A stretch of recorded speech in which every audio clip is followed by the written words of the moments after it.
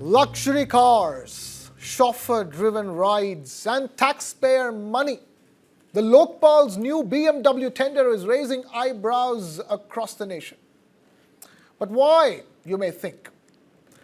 Well, India's top anti-corruption body, the Lokpal, has floated a tender to procure 7 BMW 3 Series 330 sports cars worth nearly 5 crore rupees. Each car is priced at around 70 lakh rupees on road, and the tender includes a 5-year maintenance contract plus a mandatory 7-day driver training program, all to be covered by the vendor. The training will familiarize staff with controls, safety systems, fuel efficiency, and driving modes. The tender, issued on the 16th of October, sets November 6th as the last date for bids, with deliveries expected within 30 days of the order. The move has sparked allegations of hypocrisy and misuse of taxpayers' money, with opposition leaders, activists, and citizens questioning the need for such lavish spending. That too by the anti-corruption body. Former NITI Aayog CEO Amitabh Kant called for the cancellation of the order, suggesting electric vehicles made in India instead. Meanwhile, the Congress party accused the BJP government and the Prime Minister of allowing the Lokpal, created to fight corruption, to waste public funds.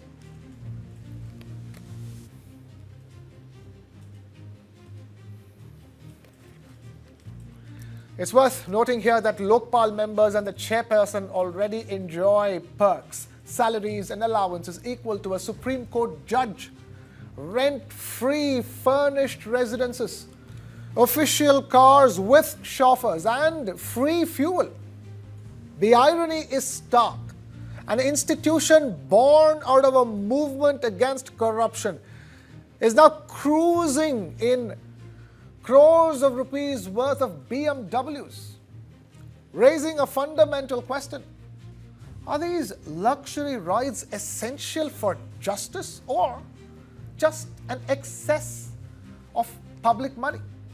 We have Mr. Yashovardhan Azad, former Central Information Commissioner, joining us now on the broadcast. Mr. Yashovardhan Azad, thank you for taking time out to be with us here on News 9. It's absolutely baffling, isn't it? Why does the anti-corruption body of the nation want so many BMW, that's 2 sports versions of those BMW cars? Absolutely. In fact, from 2019 till 2025, in almost these 7 years, there are exactly 7 prosecution sanctions which have been given by this agency. And therefore, perhaps that's why the 7 BMWs are going to actually match those prosecution sanctions. It's really ironical that India, all said and done, is a very poor country. And in this country, you're having a vehicle for 70 lakhs, whereas you can easily have 3 vehicles in that same amount. Secondly, the performance of the Lokpal, which was riding on so many expectations when the act was passed in 2014, has performed miserably. In the first few years after 2019, most of the complaints were being refused on technical grounds. So much so that in 2023, the Parliamentary Standing Committee on Personnel was extremely dissatisfied and said that this Lokpal is not performing at all. And more so, Justice Santosh Hegde, one of the most respected names in legal circles, also had expressed his doubt about the Lokpal. So in a situation like this, when you're not performing, there's not a single case which has been convicted in the last, since 2019, 6 years. You ask for 7 BMW fleet, which is only there in the Prime Minister's for security reasons, is actually a very cruel joke, if not irony, on the people of this country. A cruel joke and irony. There are many ways of putting it. You've put it in some of the best words possible. But you've seen the reactions that have been coming in as well. You have former NITI Aayog chief Amitabh Kant talking about a better way of spending that money. Even if you need vehicles to be transported for the sake of transportation and mobility purposes, you can end up using some of that money. You wouldn't even need that much on India-made electric vehicles. I absolutely agree. You see, what Amitabh has said is a very, very, a functional thing. I mean, we are going in for, electrical vehicles. At least show you're a government institution, basically. You're accountable to the public. You're accountable to the national exchequer. At least take the electrical vehicles which are in sync with our national programs. We are going in for, lesser, emissions. We are going in for, more functional and something in line with our technology needs, in line with our aims. But the biggest issue here is that if you have an institution like Lokpal, which is accountable to the public, then Lokpal has to be really considerate of the people's, sensitive to people's opinions. Lokpal today does not even have a proper website where it gives details of all the complaints and how they have been tackled. It just gives the block figures. The most important thing also today to consider is with this BMW thing, whether we need a Lokpal or not. Because if Lokpal in 7 years is only able to give us 7 prosecution sanctions at the middle level cases, there is a plethora of anti-corruption agencies in this country. You know that that today one of the most difficult things we are tackling, that is the corruption in judiciary, that is not under the mandate of the Lokpal. So either you close down Lokpal or amend the Lokpal Act in such a manner that it is able to dodge fires where they are coming from. For example, very simple.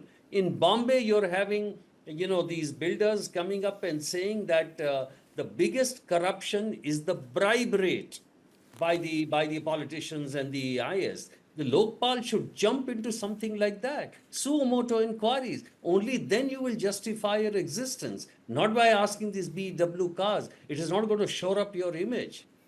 Yeah, and and even stranger, because Lokpal members and the chairperson already have those perks that they've been granted. There is the salaries, of course, and there's allowances, that are on par with what a Supreme Court judge gets. They have rent-free, fully furnished houses being given for them. Official cars are given to them with chauffeurs, and the fuel, is being taken. Despite all of that, even that, won't you think, is an excess? Absolutely. And in fact, let me say shyly that as Central Information Commissioner, I was myself enjoying all those facilities at that time, when of course, the status was not downgraded. But the question is, we had CS cars, and the very fact that you're accountable to yourself and without any bosses, you work harder, you perform higher, you take up more and more cases per day. So today, at this particular point of time, the Lokayuk should have been a little more proactive. How to, have seminars, how call in people, why we are not having more convictions in anti-corruption cases, why are the big people not being caught. The very idea of anti-corruption agency like Lokpal was to catch the big fish, like the ministers, like the MPs, etc., etc. But we have had no result. So if you're going in for something like a BMW cars, it's a kind of a shock to the people. And naturally, I totally agree with all the social media platforms which are airing this and all the comments which are coming. Yes, fair enough. We will leave it at that. We're completely out of time here on that conversation. Mr. Yashovardhan Azad, the former Central Information Commissioner, thank you so much for taking time out to be with us here.